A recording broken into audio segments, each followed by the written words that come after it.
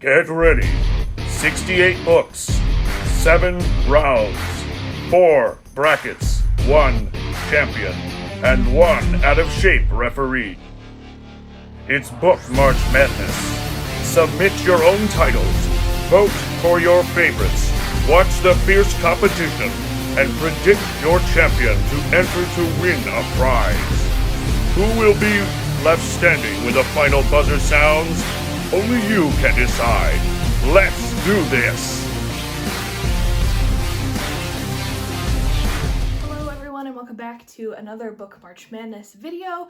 Today is the day. It is the first day of voting for Book March Madness. It all starts here. Today is the first four competition. If you don't know what the first four competition is, no worries, let me walk you through it. So after every bracket introduction video, you all were given the opportunity to suggest a title that you think was missing from the bracket, whether it's a rookie release or a champion title. I do that because I know that sometimes I give myself a little too much autonomy when organizing this competition, and I want you all to have a say outside of voting in the books that go into this competition. So with those titles that you suggested, I mentioned in the last video that normally the title that is the most suggested for each bracket is what gets entered into the competition, but we had 0 repeat titles, which I had not planned for. So basically I had to put them all into a random wheel picker, and that's how we selected the titles for this competition, just to make sure that everyone had a fair shot and that there was no bias anywhere. So anyway, those titles that got selected are then entered into the first four competition, in which they have the opportunity to claim a spot in the full competition.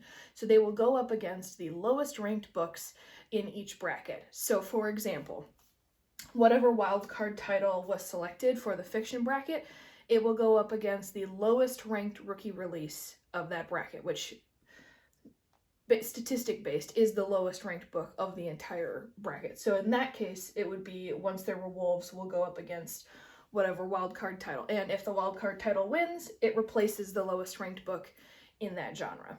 Once the first four competition is over, we proceed as usual.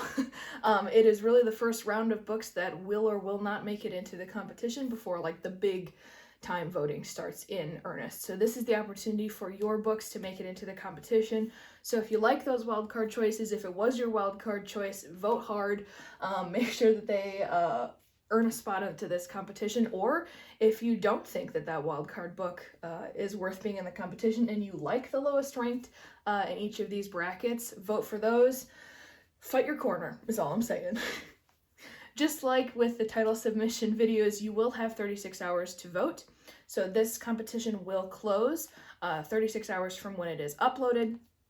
So make sure you get your vote in quickly. That is the same for every voting round. You will only have 36 hours. That is different from last year, but it was a little too tight of a time crunch for me to be able to do 48 and then get the video uploaded in time. So we cut it to 36, so there's some wiggle room of me being able to film.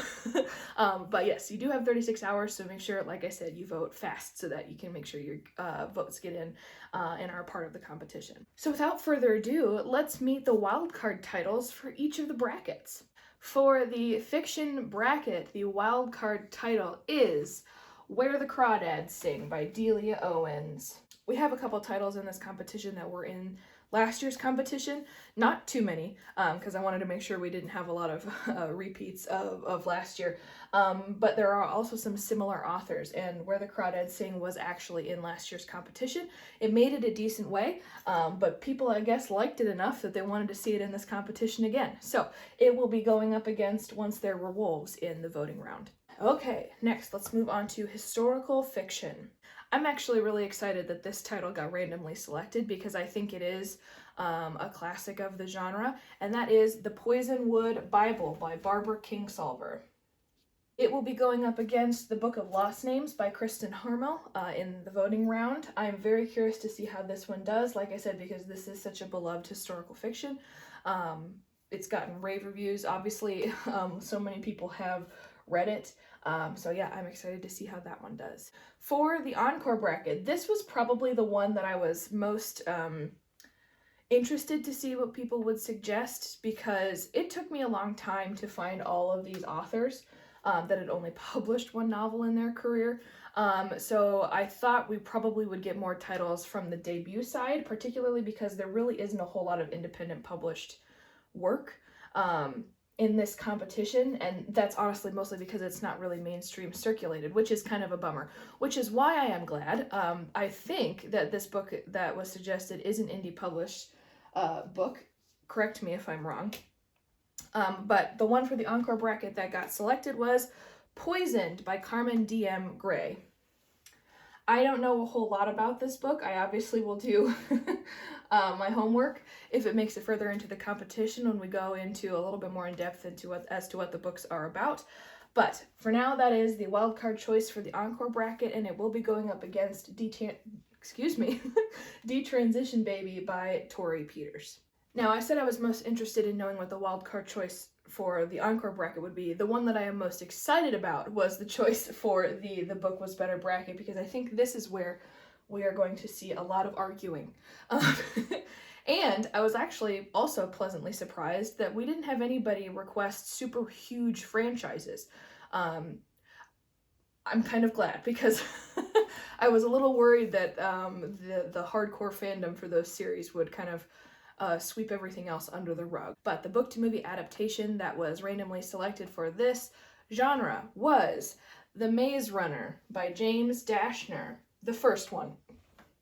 It is a series, it is a book franchise, but it is just the first part of the series that has been adapted into a movie, and it will be going up against The Voyages of Dr. Dolittle, which, just as a reminder, is the Robert Downey Jr. Dolittle that came out in 2020, I believe, or maybe it was 2021. I can't remember. Those are the 4 wildcard titles, and now you have 36 hours to vote on whether you think they belong in the competition, or whether you think the lowest ranked of each of those brackets also belong in the competition, and the results will be revealed on Thursday, the 17th, in which the massive first round of voting will begin. So get your votes in now, and I will see you on Thursday.